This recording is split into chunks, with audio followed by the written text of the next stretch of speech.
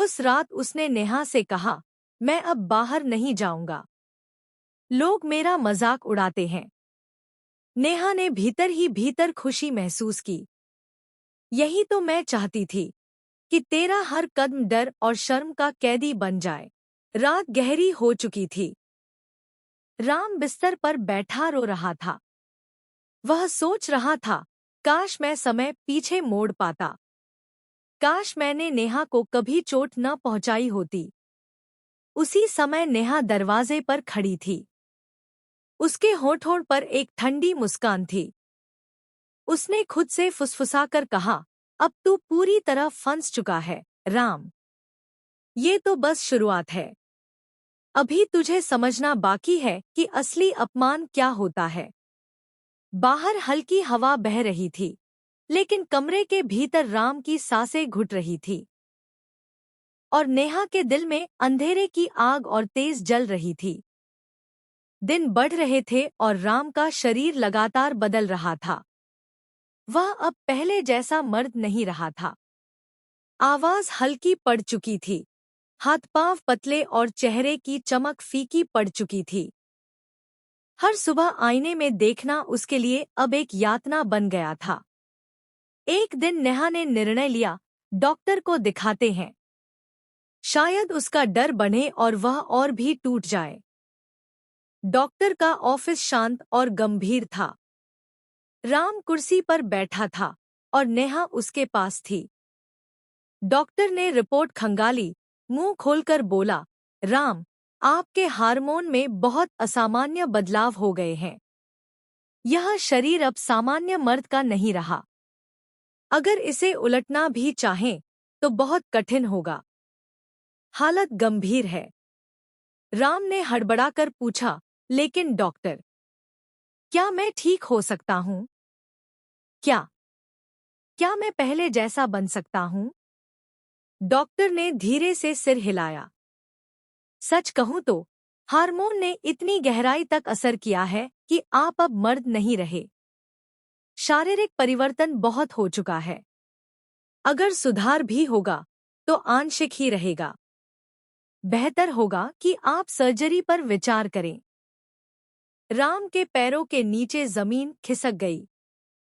सिर्फ 4 साल पहले का वह अहंकारी, आत्मविश्वासी आदमी अब कुर्सी पर बैठकर कांप रहा था। डॉक्टर से बाहर आते ही नेहा ने उसके हाथ पकड़े। राम, सब ठीक हो जाएगा। हम साथ हैं। चिंता मत करो। लेकिन राम के दिल में शक जाग उठा। नेहा, क्या वह सच में मेरी मदद कर रही है? नेहा ने उसे धीरे से छुआ और मुस्कुराई। तुम देखोगे, सब अच्छा होगा। मैं तुम्हारे लिए हूं। राम ने उसकी आंखों में देखा। वह मुस्कान, वह दया, सब नकली लग रहा था। लेकिन डर और उलझन के बीच उसने उसे मान लिया। कुछ हफ्तों बाद नेहा ने सर्जरी की बात शुरू की। डॉक्टर ने कहा है कि बदलाव बहुत हो गया है। अब बेहतर होगा कि तुम सर्जरी के लिए तैयार हो जाओ। इससे तुम बेहतर महसूस करोगे। राम ने हिचकिचाते हुए पूछा, सर्जरी? लेकिन क्या मैं पहले जैसा बन जाऊंगा? नेहा ने गहरी सांस ली और हल्की मुस्कान के साथ कहा, हाँ, तुम ठीक महसूस करोगे। कुछ चीजें बदल जाएंगी, लेकिन डरना मत। मैं हमेशा तुम्हारे साथ हूँ। राम ने मन ही मन कहा, शायद यही आखिरी रास्ता है। नेहा मुझे बचाने की कोशिश कर रही है। लेकिन नेहा का असली इरादा अलग था। सर्जरी से पहले के दिन नेहा रोज उसके पास बैठती। हर बार आईने में उसका चेहरा दिखाती और धीरे धीरे उसके शरीर में हुए बदलाव की बात करती। देखो राम, तुम अब पहले जैसे नहीं रहे। लोग तुम्हें अब पहचान नहीं पाएंगे। और यह तुम्हारे लिए ही सही है, ताकि तुम समझ सको कि औरत होना क्या होता है। राम डर के मारे कांपने लगा। उसकी मर्दानगी और अहंकार धीरे धीरे मर रहा था। और नेहा का सुकून उसके डर में निहित था। नेहा ने रोहित से फोन पर बात की। राम अब पूरी तरह टूट गया। वह अब बाहर नहीं जाता और डरता है। लेकिन सर्जरी के बाद हमें उसे पूरी तरह नियंत्रित करना होगा। रोहित ने ठंडी हंसी हंसी। बिल्कुल। सर्जरी के बाद वह न मर्द रहेगा, न पूरी तरह औरत। उसकी पहचान हम तय करेंगे। और हाँ, उसे मानसिक रूप से पूरी तरह तोड़ना है। याद रखो, यह उसकी असली सजा है। नेहा ने मुस्कुराते हुए सिर हिलाया। सब कुछ मेरे अनुसार होगा। और इस बार राम को कोई रास्ता नहीं मिलेगा। सर्जरी के दिन राम घबराया हुआ था। सर्जन ने उसे समझाया, नर्स ने प्यार से हाथ पकड़ लिया। लेकिन राम के मन में डर और उलझन का सागर था। हर कदम पर उसके दिमाग में केवल एक सवाल घूम रहा था, मैं कौन हूँ? क्या मैं अब राम रहूंगा? नेहा उसके पास खड़ी थी। डरना मत, राम। सब ठीक होगा। मैं तुम्हारे साथ हूँ। लेकिन राम अब जान गया था, नेहा की मुस्कान सिर्फ धूप की तरह थी, जिसका असली उद्देश्य उसके अंधेरे को बढ़ाना था। सर्जरी के बाद जब राम आईने के सामने आया, तो उसे महसूस हुआ कि वह अब पूरी तरह बदल चुका है। चेहरा, हाथ-पाँव, आवाज, सब कुछ बदल गया था। लेकिन जो सबसे भयानक था, वह था उसकी असली पहचान का खो जाना। वह न मर्द था, न पूरी तरह औरत। राम ने नेहा की ओर देखा। नेहा, मैंने तुम्हारा भरोसा किया। मुझे लगता है मैं अब वही नहीं हूँ जो पहले था। नेहा ने ठंडी मुस्कान के साथ कहा, बस अब समझो, राम। यही सबक है। और याद रखो, अब सब कुछ मेरे हाथ में है। रोहित और मैं तय करेंगे कि तुम्हारा जीवन आगे कैसे बीतेगा। राम अब पूरी तरह डर और टूटन में था। उसकी आंखों में आशा की कोई झलक नहीं थी। और नेहा की मुस्कान में जीत का अटूट विश्वास। उस रात, जब घर शांत था, नेहा ने धीरे से राम के कंधे पर हाथ रखा। अब तू पूरी तरह मेरी दुनिया में है, राम। तुम्हारे पास कोई विकल्प नहीं। यह सिर्फ शुरुआत है। राम रोता रहा, आईने में अपना अजीब चेहरा देखता रहा। उसके भीतर अब डर, अपमान और मानसिक टूटन का अंधेरा फैल चुका था। और नेहा नेहा अब पूरी तरह खेल के नियम तय कर चुकी थी। सर्जरी के कुछ हफ्तों बाद राम अब पूरी तरह बदल चुका था। उसका शरीर अब न मर्द था, न पूरी तरह औरत। आवाज में नरमी, चाल में धीमापन और चेहरे की हावभाव में कोमलता, सब कुछ ऐसा कि वह अब समाज में बाहर निकलने से डरता था। नेहा ने उसकी हर रोज की जिंदगी नियंत्रित करना शुरू कर दिया। राम अब घर के किसी भी काम में हिचकिचाता, लेकिन नेहा की नजरें उसे हमेशा नियंत्रित करती। समय के साथ नेहा ने रोहित के साथ अपनी शादी की तैयारियां शुरू कर दी। राम को यह सब सुनकर दिल दहल उठा। उसे समझ नहीं आ रहा था कि अब उसका जीवन किस दिशा में जाएगा।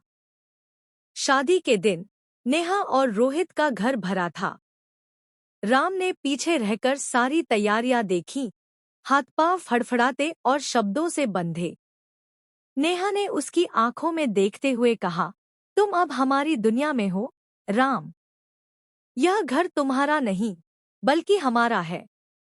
और तुम्हारा काम केवल हमें सेवा देना है। राम कुछ बोलना चाहता था, लेकिन आवाज उसका साथ नहीं दे रही थी। वह डर और अपमान में घुटता हुआ वहीं खड़ा रहा। शादी के बाद नेहा ने राम को धीरे-धीरे मेड की भूमिका में ढालना शुरू किया। खाना बनाना, सफाई करना, कपड़े धोना, हर काम में वह अब पूरी तरह निर्भर हो गया। हर सुबह नेहा और रोहित का आदेश उसके लिए नियम बन गया।